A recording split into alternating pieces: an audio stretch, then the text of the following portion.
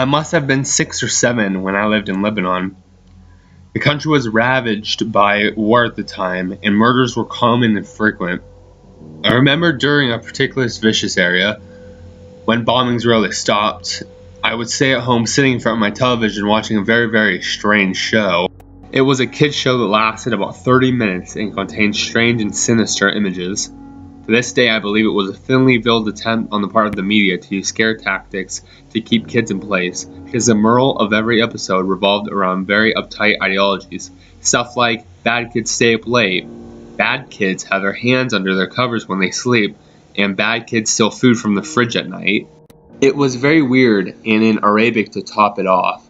I didn't understand much of it, but for the most part the images were very graphic and comprehensive.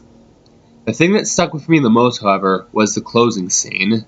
It remained very much the same in every episode. The camera would zoom in an old, rusted, closed door.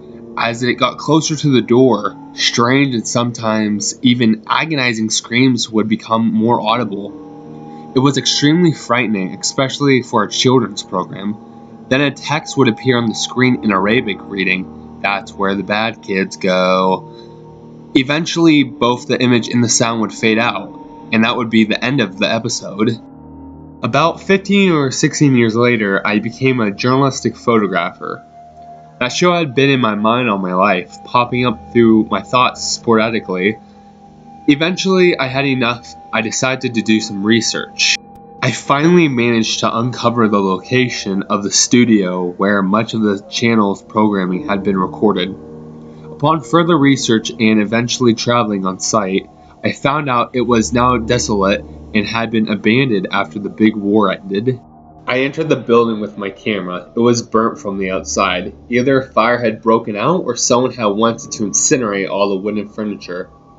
After a few hours of cautiously making my way into the studio and snapping pictures, I found an dislocated, out-of-the-way room. After having to break through a few wood locks and managing to break open the heavy door, I remained frozen in the doorway for several long minutes. Traces of blood, feces, and tiny bone fragments laid scattered across the floor. It was a small room and an extremely morbid scene. What truly frightened me, though, what made me turn away and never want to come back, was the bolted, caged microphone hanging from the ceiling in the middle of the room.